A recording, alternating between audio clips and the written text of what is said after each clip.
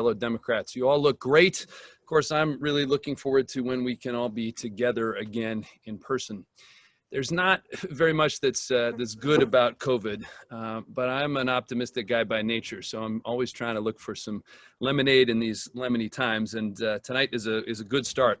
The other thing that's really cool about the virtual nature of this event is what it makes possible. I think we are justifiably proud of the work we do as a county party, but let's be honest, in normal times we might struggle to get the kind of speaker that we're lucky enough to have tonight and that I get to introduce. So a long time ago, I got summoned to the Clinton Presidential Library in Arkansas. Someone had decided to assemble some young electeds with potential, and somehow I got included. We all went there to read Martin Luther King and Plato and Virginia Woolf and the like, and there were a lot of outstanding people who were there. But our speaker tonight really stood out. It's not just because of his intellect, though that is dazzling. It's not just because of his storytelling, though that's really captivating. And it's not just his sense of humanity, though that's really distinguishing as well. It's the entire combination that allowed him to regularly and easily make some comment that was just so well crafted and insightful that it left us all laughing for 1 minute and thinking for 10. So it's no surprise that just a few years later, I was really excited to host a fundraiser for him in Oregon for his first race for the U.S. Senate.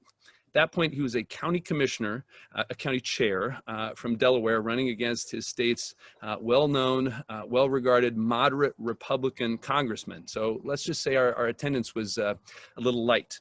But a funny thing happened on the way to the primary. Does anybody remember a campaign commercial where the Republican candidate said, "I am not a witch"? Well, I think our guest tonight would have beaten the moderate Republican congressman as well, but he did win. He became a U.S. Senator, and the entire country has been better off ever since. The interesting thing is that the number of people who now claim to have been at that fundraiser in Oregon far exceeds the capacity of that modest room where it happened. So that's another good indication of what he's done. And if you're not already a fan of his like I am, I think you will soon become one. But you don't have to take my word for it. I checked with our U.S. senators, Senator Wyden and Senator Merkley, and they confirmed what I've always suspected, that he's not just a star in the country and the world, he is a star in the U.S. Senate. And we saw that this week with his prominent and important role in the unconventional convention, summoning us to do what needs to be done to make sure that Joe Biden is the next president and Kamala Harris is the next vice president. He has a lot of Joe Biden in him, that ability to see the big picture and connect with people in their humanity and their lived experience. Maybe it's something in the water in Delaware, but they seem to produce this in their senators. And maybe he'll follow in those footsteps of a previous senator that once held the seat that he now holds. So this is the guy who is going to inspire us to do the work that needs to be done over the next 10.5 weeks to help bring this country out of the darkness into the light, to, as our nominee says, build back better. He's inspiring. He's got the long-range vision. He's got the skill. He's got the humanity. I am proud to call him a friend. And though we can't applaud like we might normally, I hope you will wave as you have for a lot of our other guests. Please help me welcome our friend, our great hero, Delaware Senator Chris Coons. Thank you, Tobias. Thank you so much, everybody. It is really kind of you to let me join you for a few minutes for this awesome fundraiser for the Washington County Democrats. As you may have figured out, this is Wilmington, Delaware, a skyline I suspect you had never seen before this week's virtual convention.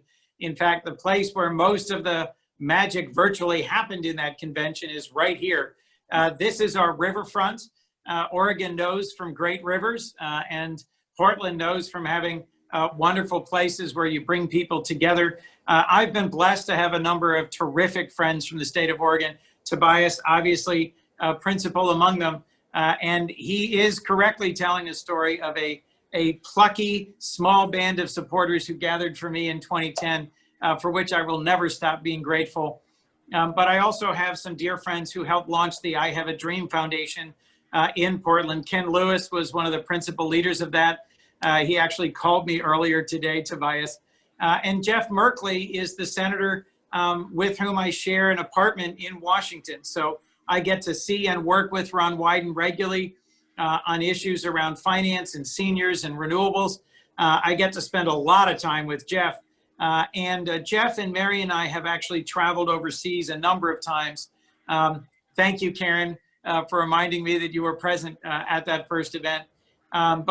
Jeff and Mary and I got to travel to India and to Nepal with CARE on a trip a number of years ago that gave me a chance to really spend time with Jeff and get to hear and see the depth of his soul and his leadership. And if you don't know this, you can and should be proud of Jeff's singular leadership during our efforts to push back against President Trump's just hateful use of cruelty to children as a principal part of his immigration policy. Jeff personally went over and over, weekend after weekend, to the border, into Mexico, to detention facilities. He's written a book about it. His humility, his passion, his engagement really speaks well of Democrats from Oregon. So the leadership that Tobias has shown, his steady ascendancy to a statewide position, did not surprise me one bit. He and Heidi, Annika and Alice have been great friends for more than a decade now. And Tobias, thank you both for inviting me this evening and for hosting me a number of times for great events in Oregon. I understand we've got the county party chair with us, Chair McGuire. Is that Patrick, if I'm not mistaken? Thank you for leading. I know how hard it is to be a county party chair. I was a county party chair who took me out to lunch and recruited me to run for county council president now 20 years ago. I laughed in his face. I am not normally a rude man, but I said to him, who on earth would want to run in county government? I did. It was a wonderful experience. It changed my life. So for the folks who are running, thank you. And for your leadership, Patrick, in making this a vibrant county party.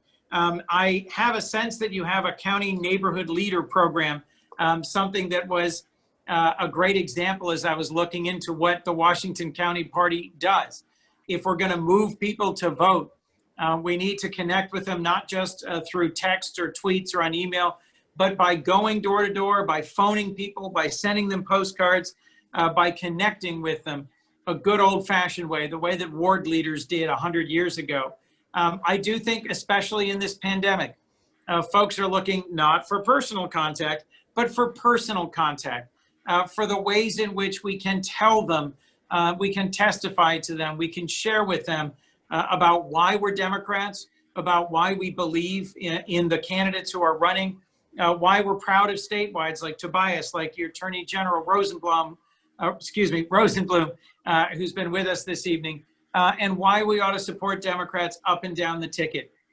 My role in the Democratic Convention this week, I don't know if any of you got to see it, on Thursday evening, was to talk about the ways in which I've gotten to know Joe Biden over the 30 years since I was an intern on his Senate Judiciary Committee team, fighting against an unqualified Republican nominee to be the Assistant Attorney General for Civil Rights. I was a young law student.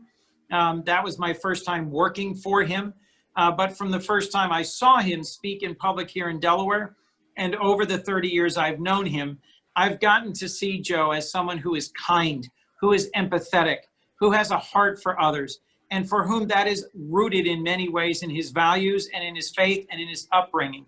So I took a little time Thursday night of the convention to share some stories of moments that I've seen him do that. I don't know if you got to hear the story of Braden, a young man from Concord, New Hampshire, who very bravely stood up and spoke in front of what has to be the biggest audience that will ever hear him.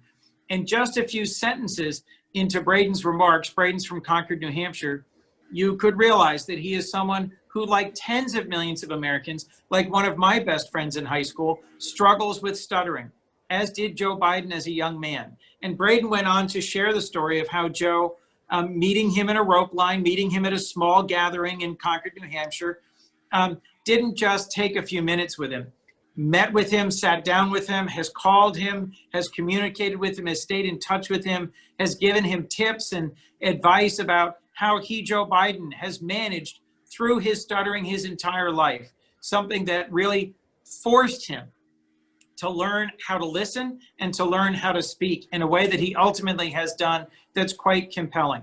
There are so many stories I could share with you tonight. but I won't, of different ways I've seen Joe stop what he's doing, offer a shoulder to cry on, offer a moment of reflection, offer some personal encouragement, and then engage with someone over and over and over. There's a man named Fred Gutenberg who sat next to me at a county Democratic Party function in Orlando, Florida last year. That's our dog. Forgive me, we've got someone coming in the door. Isn't Zoom fun?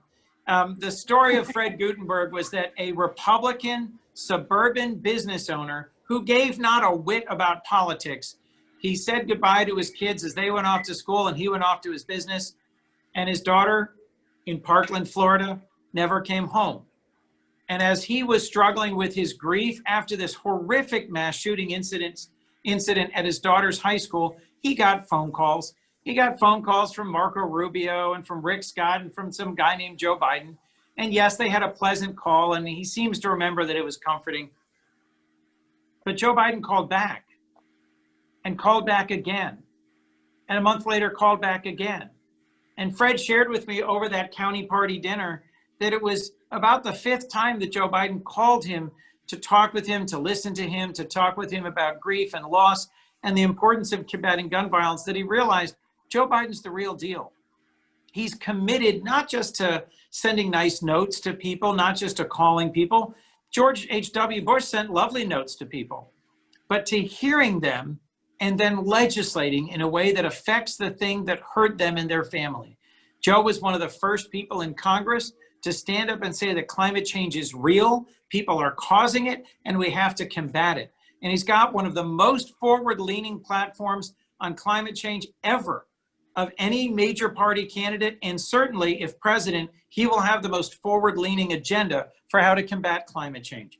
Joe's the person who helped make happen that big effing deal that is still providing protection against pre-existing condition discrimination for 130 million Americans. And his platform, our platform, calls for a public option.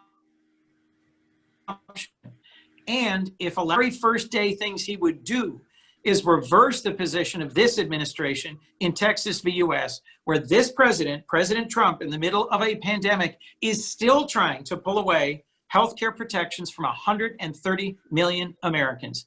You all know this. You know that Joe Biden's a good man, an empathetic man, and that he's chosen an incredible running mate in my colleague Kamala Harris, who I serve alongside on the Judiciary Committee. You know that he's someone who's got lots of experience. But you know what? He's also someone who can bring us together and who can get things done in Washington. So Tobias, before I say thank you and thank all of you and wish you good night, let me also say in conclusion that I know that Joe Biden can win. And the most important thing that unifies all of us is getting rid of our current president, repealing his hateful Muslim ban, repealing his treatment of children at the border, and advancing towards our goals of a healthier, safer, more sustainable future.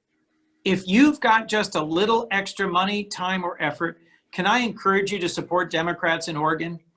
Can I encourage you to support Democrats in some of our swing states like Arizona and Wisconsin, Michigan, and Pennsylvania? And can I encourage you to make just one more phone call? I'll tell you how I felt when I woke up the morning after the election in 2016. I felt awful. I felt horrible. I felt like I'd been hit by a truck. I felt like I'd been run over by history. And I knew, as I said to my wife, Annie, that I could have done more, that I did hold something back. I had a couple of nice weekends with my family. I had weekends where I could have just driven 15 minutes to Pennsylvania and done a lit drop, but I didn't because the campaign didn't ask me to. Well, I'm asking you right now, on behalf not just of Joe Biden and Kamala Harris, but on behalf of our children and grandchildren, on behalf of our country and the world, we need America to resume its place, fighting for human rights, leading on the work against climate change, being an example we can all be proud of. And so thank you. Thank you for what you're doing tonight. Thank you for supporting Tobias and all the wonderful folks like your great chair, Patrick McGuire. But know that we've got a lot of work to do together. Tomorrow it's 72 days, and we've got a lot of work to do together. So thank you. Thanks, folks. Thanks for raising money. Let's do one more and let's win this thing.